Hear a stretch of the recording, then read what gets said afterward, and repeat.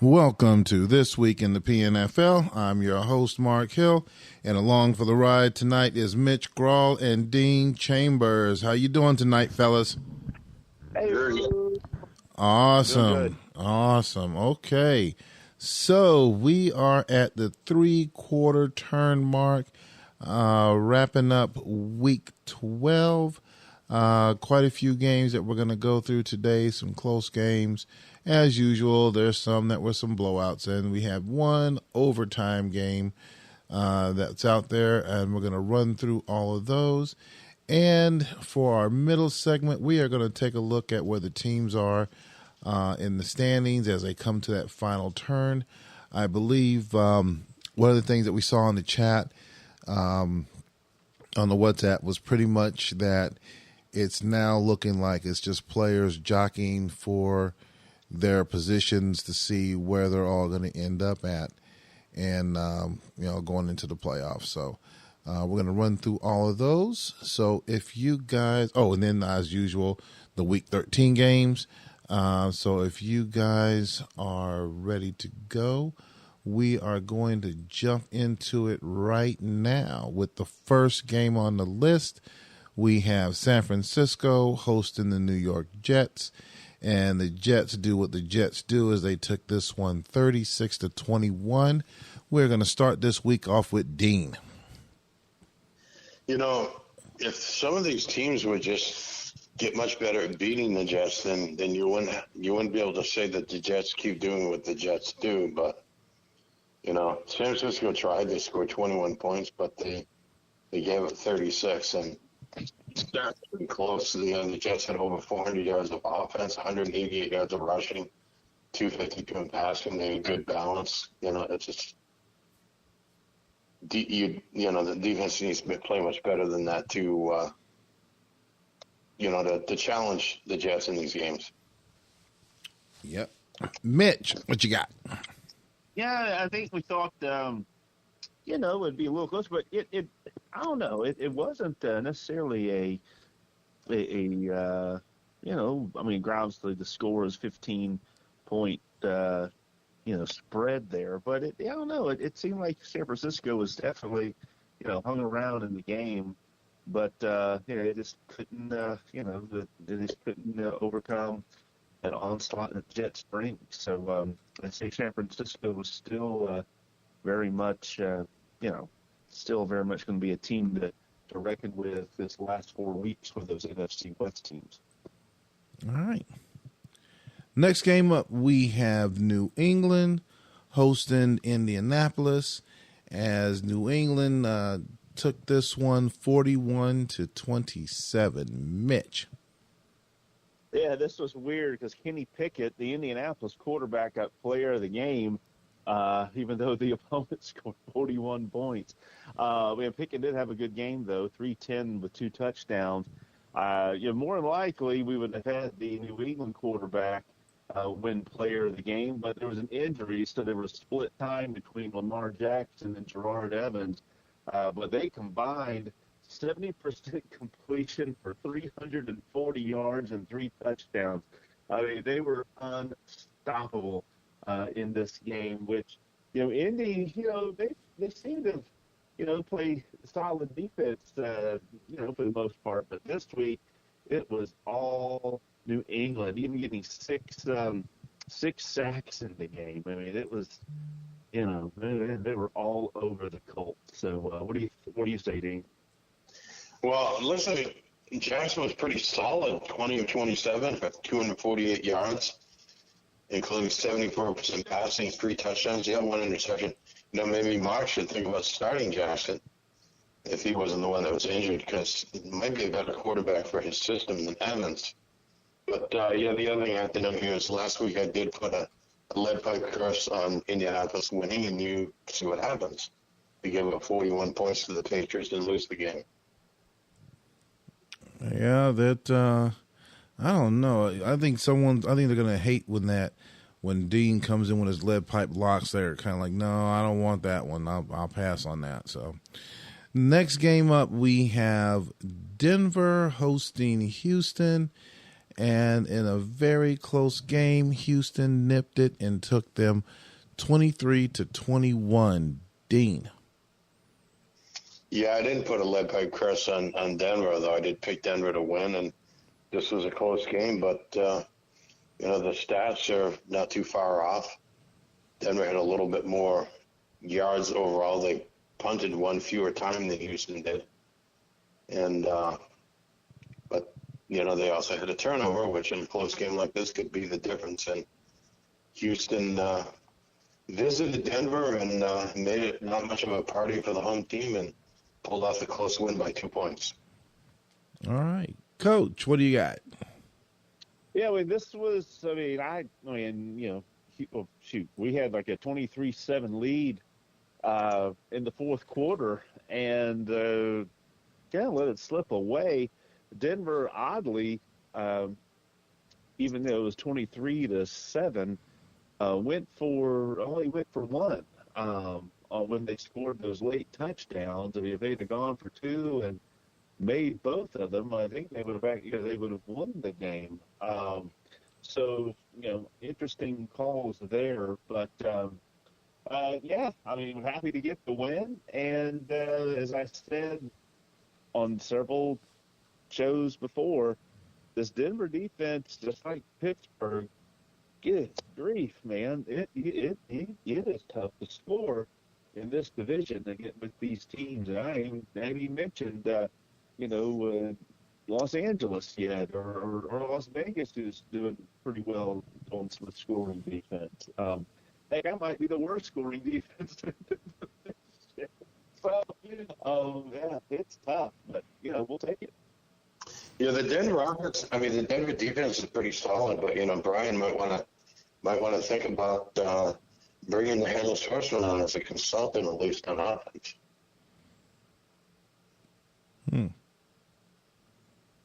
Okay. Next game up, we have Washington hosting LA, and Washington took this one 31-27. Mitch. Yeah, this was kind of a classic Redskins game. Kept the LA, under 20 points like Jerry likes to do, and was able to grind the ball out on the ground. 35 carries, 4.6 a carry, got a couple of rushing TDs. Didn't do a lot through the air, but was efficient. To help move the chains. And, that's when Jerry's the best, just kind of controls the game, kind of lures the other team to sleep, makes them have to make big plays to move the ball. And there were a few big plays for Los Angeles. Herbert, threw for 331, but, it took him 47% completions to do it. So not efficient, but he did get the ball down the field a few times. But I don't know. Dean, what do you think?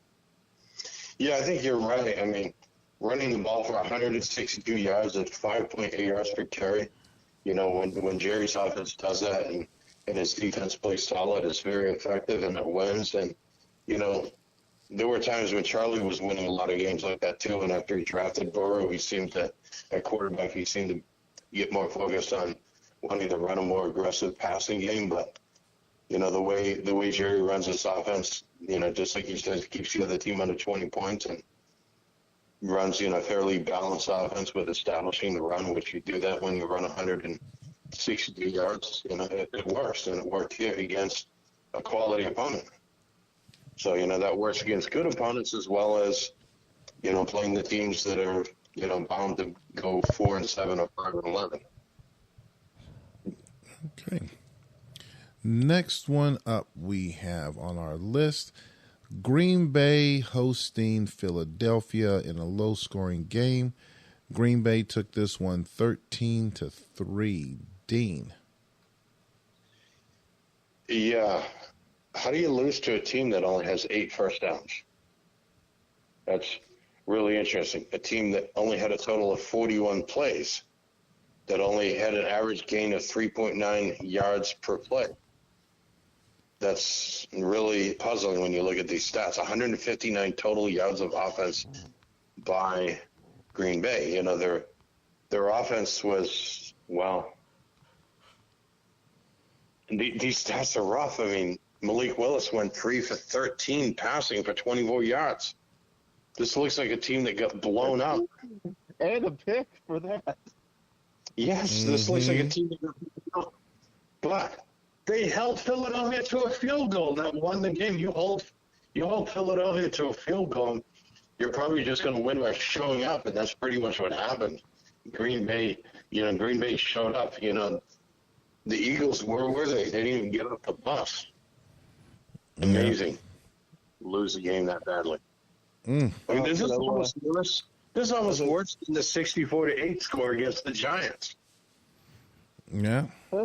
Mitch. Well, I'd say, those 3 interceptions by Ehlers obviously were ill-timed for Philadelphia, giving, some short fields to Green Bay. But, yeah, Green Bay did have some success on the ground. I mean, that was the only success. I don't know if I've ever seen 3 completions. I remember one time throwing 3 completions against the Jets in the game. And let's just put it this way, I did not come anywhere close to winning that game. That was years ago. The bigger question, Dean, is not how does a team that only lose to a team that only gained 8 first downs. The real question is, how does a team lose to a team that lost to a team that gained only 8 first downs? That would be me, because I lost to Philadelphia in week 2. Woof. But anyway. Is this quarterback the worst? This quarterback that Philly is starting, is this the worst starting quarterback in the league? There's got to be 10 players in the free agent pool that can put up better numbers than that. No problem. Well, he did lead the team in rushing with 60 yards. So. All right, moving on. Next one up, we have Pittsburgh hosting Atlanta, and close game, but Pittsburgh ended up edging this one out 25-17. Mitch. The Atlanta's defense was a little bit more porous than they had been in previous weeks, but they were able to create a couple of turnovers, which really helped, keep the game, within a score. Pittsburgh, their defense, as I mentioned before, after playing them twice, is legit. Really did a job on Hendon Hooker in this game. And then did a great job against the Atlanta run game as well. And so, if Pittsburgh can keep playing defense the way they're doing, not turn the ball over to give the opponent some short fields and some easy scores, they're going to continue to be a trouble for us who are trying to get into that final four this year. So what do you think, Dean? What I think is that the offense just didn't get the job done. I mean, 14 total first down, 3 of 13 third down conversions, 0 of 1 on fourth downs, 248 total yards, only 71 yards of rushing, and only 177. And Hendon Hooker went 12 for 32, 38% completions. I mean, that's almost as bad as having Trey Lance back, but it's not the quarterback. It's just the offense just didn't get the job done against Pittsburgh's defense. Okay. Next one up, we have New York hosting Chicago, and Sam Darnold ended up being player of the game as Chicago took this one 29-18. Dean. Yeah, well, the Giants put up a fight here, but Chicago was the better team. They had more overall yards, not quite as much in the rushing, but definitely more effective in the passing game. Daniel Jones only 14 of 31 for 45% completions and single touchdown passing interception. That didn't help when you can't give up interceptions when you're playing playing Chicago, and it just wasn't. And the defense didn't quite get the job done for the Giants. So it's a tough loss, but I've seen the Giants play. The Giants have beaten Chicago in past seasons, but they didn't get the job done at home in this game. All right, Mitch. Yeah, I mean, both teams had a couple of turnovers, so you can't really say that was the issue there. I think Chicago just was more efficient on the offensive side of the ball. Compared to and here the wrestling has started. Everybody, just want to let y'all know the Wednesday night fights has finally picked up. Yeah, But, we were wondering anyway, about that in the pre-show. yeah, they woke up and now the Wednesday night fights have started. But just I think more efficiency in the passing game for Chicago, and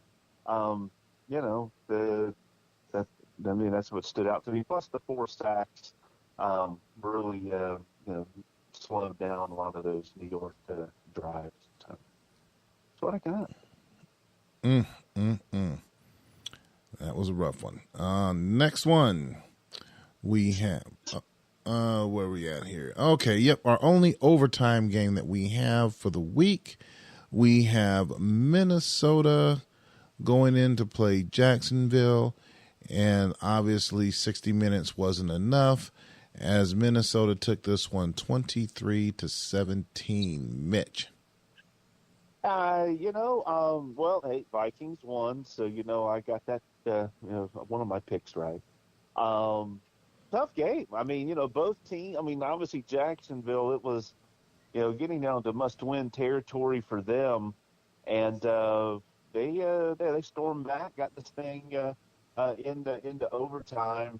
But if I remember right, I think they might have been able to get possession and didn't score, and then Minnesota was able to obviously take it to the house. But I think the surprising thing to me about this game is that if I'm not mistaken, let me look up here, let me double check. Yeah, Drew Lock won Player of the Week from this game, and hey, no offense to Drew Lock, but only two touchdowns total, 258 passing, minus 3 yards. I don't understand how in the world that got Player of the Week when there were far better performances around the league. But that was the biggest surprise to me out of this game.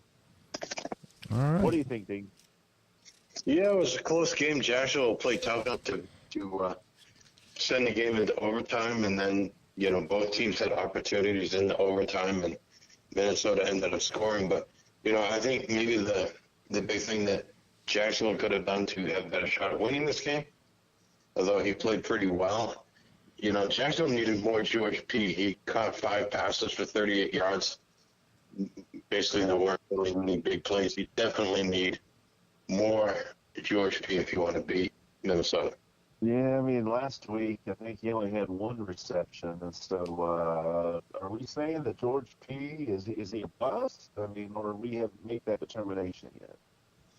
We haven't made that determination yet, but he needs to be targeted more. I don't know how many times the ball was thrown to him, and let him get deep on some big plays. Yeah. 5 of 38 is only 7.6 yards per completion. That's just not getting it done against the Minnesota. Not stretching the field at all. Yeah. All right. As we come to wrap up Week 12, the last game, and the woes continue out in the Pacific Northwest. They're trying to, I think the coach got locked out of his office. You had Vegas taking on Seattle, and the defense definitely did not show up. Probably the offense kind of sort of showed up, but defense definitely didn't. As Vegas took this one 31-6. Dean. Yeah, I thought you were going to say you were wrapping up this week and skipping over talking about this game, and I couldn't blame you if this was. But it was a tough loss. Las Vegas played some pretty solid defense and played some pretty effective offense. Prescott was 13 or 24, 223 yards. His other quarterback came in and went 5 for 5 for 115. And was there an injury in the game? I'm not sure why that happened. Probably was. But, the Raiders had more rushing yards. They had more passing yards. And they took advantage of their opportunities more to score those 31 points. So it's all good for the Raiders. I mean, the Raiders have lost so many close games, and I was saying last week they were the best 3-8 team in the league. Maybe the best 3-8 team in the history of the league. Mm-hmm. Mitch. Well, I'll give you one stat line of why this game was a 25-point win for Las Vegas. Average yards per play for Las Vegas, 8.2. Average yards per play for Seattle, 4.6. When your team is averaging almost double what you do on a per-play basis, even though they had 20 plays fewer, that usually bodes pretty well for the opponent. And so I will say for Seattle, 2 for 2 on field goals. Nice job. You were efficient on the special teams. Let's see if we can take that to the other two phases these next 4 weeks. There you go. All right, guys, that was a quick run through. One item that was discussed on the chat or the WhatsApp was talking about the teams coming down to the final games of the season. Pretty much everyone is jockeying for their playoff spots. So as we take a look at the 3/4 turn mark and the AFC side, we have New York Jets sitting there at 11-1, New England and Indy is sitting back at 5-7, and we have Jacksonville at 4-8. Over in the West, we have Pittsburgh sitting at 9-3, Houston at 8-4, LA at 6-6, Denver at 5-7, and Vegas is at 4-8. On the NFC side, we have Washington sitting at 8-4, New York and Atlanta sitting at 5-7, with Philly in the back at 4-8. And in the NFC West, you have Minnesota sitting at 9-3, Chicago in an unfamiliar position at 8-4, San Francisco 6-6, Green Bay 4-8, and Seattle bringing up the rear at 2-10. So we're going to do like we've done before. We're going to have each coach take the opposite division to give the rundown on what you see so far. And again, I think at this point, everyone's just trying to fill out those last spots. So we're going to start with Dean looking on the AFC side, and then have Mitch do the opposite. And have Mitch look on the opposite with the NFC side. So, Dean, what do you see over on the AFC side this as we come down to the final 4 weeks? What I'm seeing is that the Jets, I believe, have actually clinched the division, being 6 games ahead at 11-1. And Pittsburgh hasn't clinched the division, but they have a lead over Houston, 8-4. Those 3 teams are most likely in the playoffs. They might not be mathematically clinched, but they're going to be in the playoffs. The Chargers are 6-6. They have an edge in getting that 4th playoff spot. But there's 3 5-7 teams that are kind of on the bubble, but one of those could possibly get that 4th playoff spot. They have a chance. I'm guessing that the 4-8 teams on both sides, but in the AFC, I'm guessing Jacksonville and Las Vegas are 4-8. They may not be mathematically out, but I would say the 4-8 teams probably need a lot of help and a lot of luck, and probably need to go undefeated the rest of the way. And that's probably not going to happen with either one, but possible. But they probably still need help to get in this way. So we're probably at the point where 2 teams are realistically out of contention of the 9 teams in the AFC and the 7 teams that have a shot. But 3 of those teams at 5-7, they're kind of on the bubble. And if one of those doesn't step up and get it done, then you're looking at the Jets, the Steelers, the Oilers, and the Chargers being the 4 playoff teams in the AFC. All right. Mitch, you got the NFC. What you got?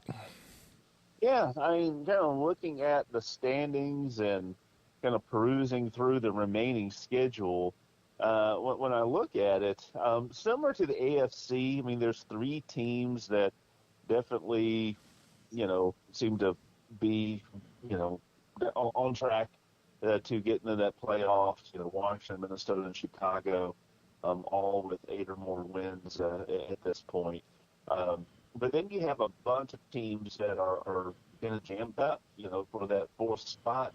The Giants, Falcons, 49ers, all are, with five wins. And, I guess you could, say outside sleepers would be the teams with 4 wins. That would be the Eagles and Packers. But I'm mainly focusing on the Falcons, Giants, and 49ers. And to me, looking at those three teams, even though, Atlanta is 5-7 schedule-wise, I actually think they may have the easier road to the playoffs. Out there. Not saying that the other ones are cakewalks, but when I look at Atlanta, they've got here this week they get Philadelphia, which that you never know who might show up for that, but Philadelphia is not doing too well this year. And then they have New England, which is unpredictable, but definitely a winnable game, especially at home for Atlanta. Then they play Minnesota. That one's going to be tough. All right, so that could definitely be a loss. But then they finish out at home against Philadelphia. So I could definitely see, a 3-1. Maybe who knows? They get some breaks and go 4-0, and they're sitting at 9-7, 8-8, compared to San Francisco, who they play the Chargers this week. They then go to Houston to play the Oilers. And then in week 15, they're playing Green Bay, which on paper looks like a potential win, but he stepped up and he's beaten some Chicago and some teams this year that we didn't expect. And then they wrap up against the Giants, which depending on what the Giants do, who knows? But like I said, I could see them going 1-3, 2-2. You have the Falcons go 3-1, or 4-0, and next thing you know, the Falcons are in the playoffs here. Giants, I think their schedule isn't going to be as kind to them. They get the Jets, they get Green Bay, they get Jacksonville, and they get San Francisco. So maybe 2-2 out of that. But I'm not just because he's one of the co-hosts, but I'm thinking that Atlanta's going to be able to get themselves into the playoffs in that fourth spot, and then all bets are off at that point. So that's my take. Who does San Francisco face for the last 4 games of the season? They get the Giants. They get Green Bay. They get where the heck did it go? I just lost them. They get Houston, and they get Los Angeles. So, like I said, 2-2, 1-3 potentially. So San Francisco has a bit of a tough schedule. The one thing the Giants do have in their favor, though, is they control the tiebreaker against San Francisco because they play them in the last week, and they have the tiebreaker by going 2-0 against Atlanta. So the Giants do have possibly both tiebreakers among that matchup, but what they don't have is if they lose to San Francisco, they won't have that tiebreaker. And Atlanta has the tiebreaker over San Francisco from that close win. But what Atlanta needs is for the Giants to have one more loss, and that is possible because you pointed out they play a tougher schedule. So, Yeah, I don't see the Giants finishing 500. I mean, I see them at 6, 7 wins at best at this point. Okay. Yeah, they have a shot, but they're going to have to win a couple upsets in some of those games. Yeah. I'm not saying they're dead by any means. I'm just going by what's on paper. Yeah, what's on paper. Right. So we're basically in both conferences looking at what appears to be basically one playoff spot that's up for grabs at this point. 3 are pretty much. What we're looking at is a mad sprint for about 8 teams trying to get 2 spots. So it's going to be fun. Oh yeah, it's going to be definitely interesting as this thing shakes out in the end. It's going to be the knockdown, drag out as they come down to the wire. So, And this weekend's games could knock a couple more teams out of contention, pretty much. Oh yes, and I was just getting ready to reach over into that bag and flip that one around right now, as we are moving to our final segment, week 13 in the league. We have 2 pick'em games, a couple games with the spread of 10 or more points, and a couple of them, there's a couple that is at 7 or less. So let's go ahead and jump through all of those. First one on the list, we have Jacksonville hosting Houston, and they are giving Houston 10.5. Dean. Well, I would say unless George P gets like 15 receptions for 225 yards, even playing at home, this is going to be a tough game for them, and I see Houston winning this one. All right. Coach, what do you got this week? Yeah, gotta have it if I'm going to chase down Pittsburgh. So I'm gonna predict the good guys win this game. All right. I'm going to jump on that bandwagon. I'm going to go with Houston as well. Next game up is our first pick'em of this week. We have San Francisco hosting the Chargers. Mitch. All right, Dean, this is the first game that is going to, help your playoff chances. I'm going lead pipe, and I'm taking Chargers over San Francisco. All right. Dean. Yeah, the Falcons fans are cheering on Los Angeles to tank this game and win over the 49ers, and I'm predicting it's going to happen. Chargers are going to win. All right. I guess that's another one that we are going to be concurring with as well, as I am looking at the Chargers taking this one also. Next game up, we have our second pick'em. We have the Colts taking on the Raiders. Dean, you're up. Yeah, the Raiders are starting to get things going in the right direction after a long string of very close, tough losses, and I think that will continue to be the case. And I think Las Vegas wins this. It could be by a touchdown, but I think it's a Raiders win. All right. Mitch, what do you got?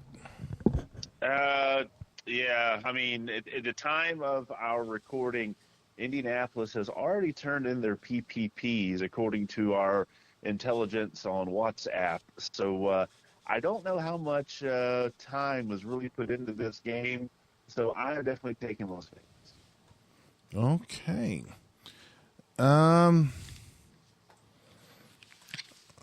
That's a good point. I was gonna go in one direction, but you pointed out a good idea, a good option there. I'm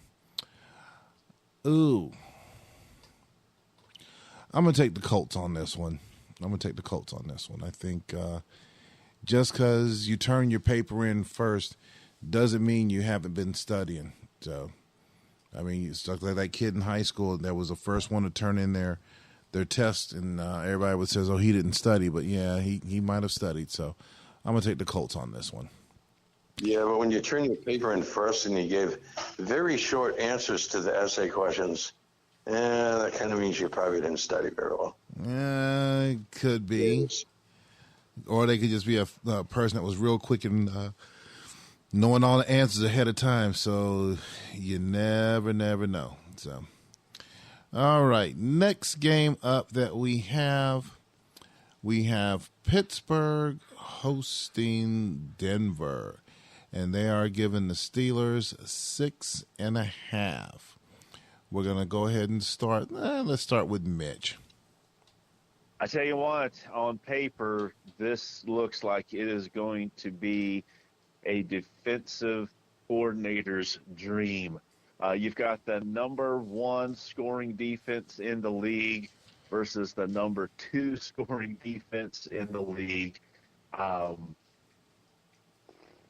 mean, golly, I played them both. They are. It lives up to it. They are definitely tough to score on. I guess I'll take the home team. I'll take Pittsburgh. I really need Denver to win. I really need Denver to win, but I'm going to take Pittsburgh at home. All right. Dean. Well, you know what the problem with paper is? How easily it burns. But that being said, I'm going to go ahead this week and put my lead pipe curse on Pittsburgh winning at home. Oh, okay. I'm going to counter. I'm going to see your lead pipe curse, and I'm going to put my lead pipe lock on Pittsburgh to win. It's probably a good choice. They're 5-1 at home this season. All righty. Definitely. Okay. Next one up, we have New England hosting Washington, and they are giving the Redskins 7.5. Dean. Yeah, this game may look a lot like last week's game.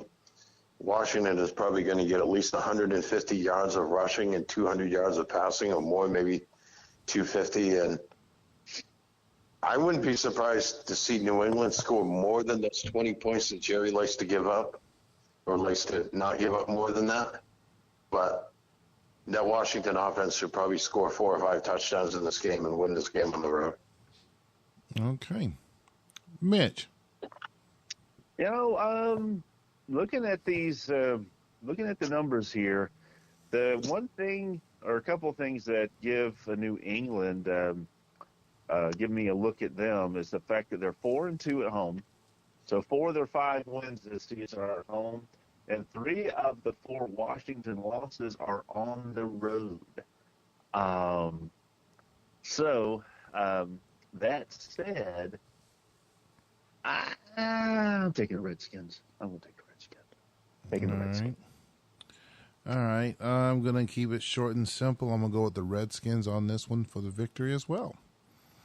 Coming down to our final 4 games. Next one up, we have the New York Jets hosting the New York Giants in the Battle of New York. They are giving the Jets 13.5. Mitch.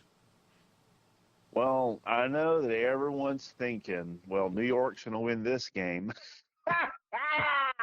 Sorry. Had to do it. No, everybody's looking at this thinking Jets are going to win this game, no question. Just move on. But I say, hold on a second. Because even though these teams play in the same stadium, this is a home game for the Jets. True. Which means the Giants will be the visiting team. And the Giants, 4 of their 5 wins have been as the away team. And so maybe this is going to be a closer game than we expect. But I'm taking the Jets. Okay. Dean. Yeah, the Giants have designated the visiting team, but they are playing at home. So it's not actually a road game. But well, at home they're 1-5. So yeah, they're still at home and have a 1-5 chance of winning. So I think the Giants will play tough, but as Mark likes to say, the Jets are going to do what the Jets are going to do, and they're going to win. Okay. I will keep that train moving, and for this week, I'm going to take the Jets over the Giants. Final 3 games. Next one up, we have Philadelphia hosting Atlanta, and they are giving Atlanta 4.5. Mitch. Yep, road to the playoffs starts right here for Atlanta. So I'm going to roll with the Falcons. Falcons over Philadelphia. Dean. Yeah, we're going to see some better performance than we did last week, and the visiting team is going to get it done. All right. I'll keep it simple. I'll go right along with you guys and go along with the Falcons. All right. Next one up, we have Seattle. Fans, be nice to the coach and the coaching staff this week. As they are hosting Minnesota, they are giving Minnesota 14.5. Dean. Yeah, I think Seattle will play it tough and be competitive, but I think the visiting team is still, even though last week's game was close and went into overtime, the visiting team is still one of the hottest teams in the league and one of the strongest teams in the league, and highly motivated because they do have a chance of holding off Chicago and winning the division in Barney's first season in the NFC West. So Minnesota's going to be playing pretty well this weekend. I'm predicting Minnesota will hold on to win. Mitch. Yeah, I mean, looking at this, Seattle being at home, Seattle, both of their wins have been at home this season. So, that makes me think maybe Seattle, might show up for this game and play the Vikings hard. But then you look and you realize that the Vikings are 9-3, Seattle's 2-10. The Vikings have won 6 in a row. Seattle's lost 6 in a row. And the smarter move would be to go with the Vikings. So I'm going to pick the Vikings this week. All right. You guys know who I'm going with. Rain or shine, got to go Vikings. with our. Yeah, right. Going with the Minnesota Seahawks, okay? Yeah, Minnesota Seahawks or the Seattle Vikings. Take your pick. Go Hawks. Okay. Last game that we have. Yeah. Do what? I said he's not going to do that to Mitch. I'm saying he's not going to do that. Mark's not going to do that because you'd call him P. Rose if he did that. Yeah. Exactly.